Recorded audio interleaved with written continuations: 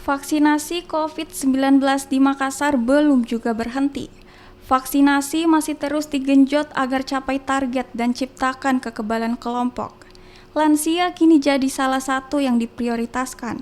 Capaian vaksin lansia yang masih di bawah 60% membuat vaksin lansia jadi prioritas sebelum vaksin anak dan booster diperluas. Vaksin lansia pun tak akan bisa tercapai jika tanpa dukungan keluarga. Mereka harus dilibatkan demi bisa membantu para lansia mendapatkan vaksin COVID-19. Selain itu, meyakinkan para lansia agar mau divaksin juga tak bisa dikesampingkan. Berapa? Usianya berapa, Opa? 80. 80. Ini vaksin keberapa, Opa? 3. 3 sudah booster. Opa, apa sih pentingnya vaksin untuk Opa begitu? Ya untuk jaga diri lah kekebalan tubuh terhadap virus. Opa ini kan masih banyak lansia seumuran Opa yang tidak mau divaksin. Itu menurut Opa bagaimana?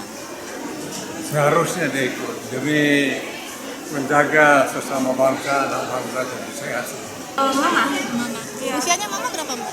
63. 63. Ini kenapa didampingi, Mbak? Karena kan sesuai prosedur harus prokes juga.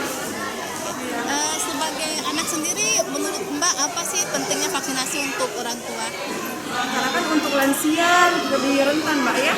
Jadi kami sarankan untuk vaksin booster ini memang harus diadakan untuk lansia.